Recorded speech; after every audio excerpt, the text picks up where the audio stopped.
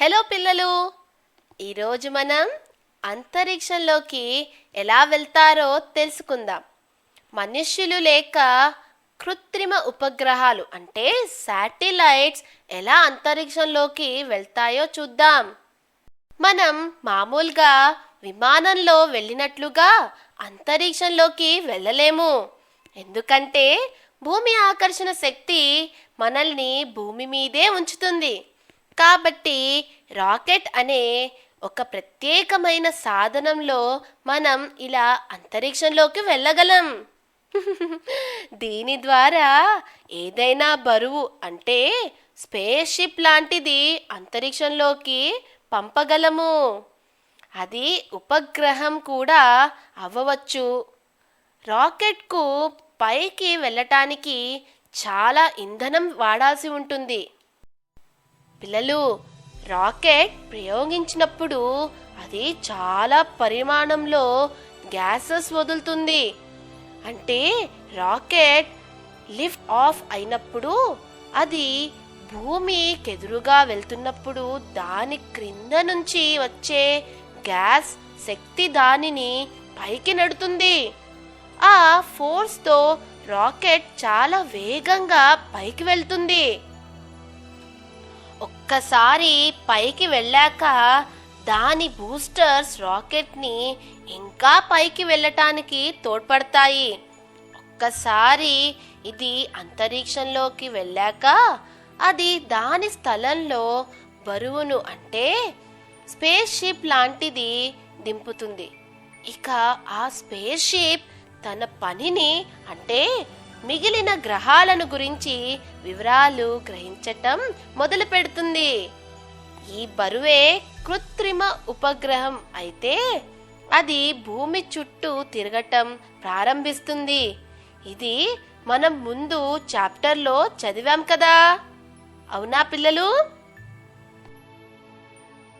అంతరిక్షంలోకి వెళ్ళిన మొట్టమొదటి వ్యక్తి ఎవరో మీకు తెలుసా? ఆ వ్యక్తి యూరీ గ్యాగరిన్. ఇప్పుడు మనుషులు ఎలా చంద్రునిపైకి వెళ్లారో చూద్దాం. చంద్రుని మీద దిగిన మొదటి మనిషి ఎవరో చెప్పుకోండి చూద్దాం. చంద్రుని పైన దిగిన మొదటి మనిషి అపోలో 11వ కమాండర్ అయిన నీల్ ఆర్మ్స్ట్రాంగ్.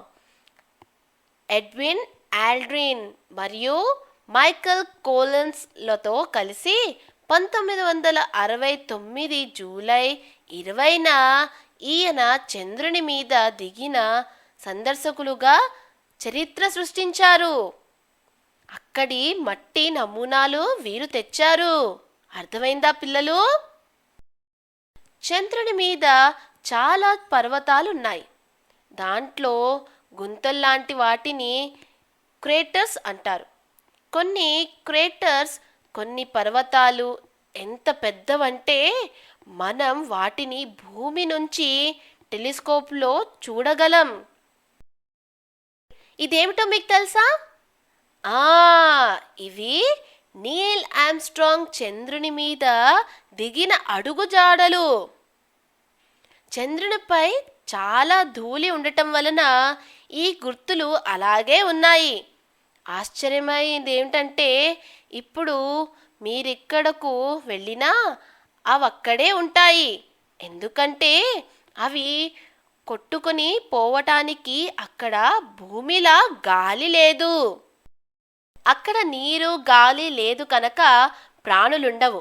శబ్దం వినిపించాలంటే గాలి కావాలి కదా, అందుకని అక్కడ ధ్వని ప్రయాణించలేదు. మనం అక్కడ ఏమీ వినలేము. చంద్రుని ఆకర్షణ శక్తి కూడా తక్కువే. అందుచేత వాయువులను పట్టి ఉంచలేదు కనుక అక్కడ వాతావరణం కూడా లేదు. వాతావరణం లేక పగలు సూర్యకాంతి తిన్నగా పడటం వలన చాలా వేడిగా, రాత్రి ఆ వేడంతా తిరిగి వెళ్ళటం వలన చాలా చల్లగా ఉంటుంది. కాబట్టి అక్కడకు వెళ్ళే ఖగోళ శాస్త్రజ్ఞులు అంటే ఆస్ట్రోనట్స్కు అక్కడ దిగాలంటే స్పేస్ సూట్స్ అవసరమై ఉంటుంది. దాని వలన వారికి కావలసిన ఆక్సిజన్ దొరుకుతుంది. అది వారి శరీర ఉష్ణోగ్రతను కూడా సరిగ్గా ఉంచుతుంది. అర్థమైందా పిల్లలు? భూమి మీద మీ బరువు ఎక్కువ అనిపిస్తుందా? అయితే మీరు చంద్రునిపైకి వెళ్ళాల్సిందే. అక్కడ తక్కువ ఆకర్షణ శక్తి ఉంటుంది కదా. అంతేకాక చంద్రుడు భూమి కంటే చిన్నగా ఉండటం వలన, భూమి కంటే తక్కువ పదార్థ పరిమాణం ఉండటం వలన తక్కువ శక్తితో తన వైపు మిమ్మల్ని లాగుతాడు.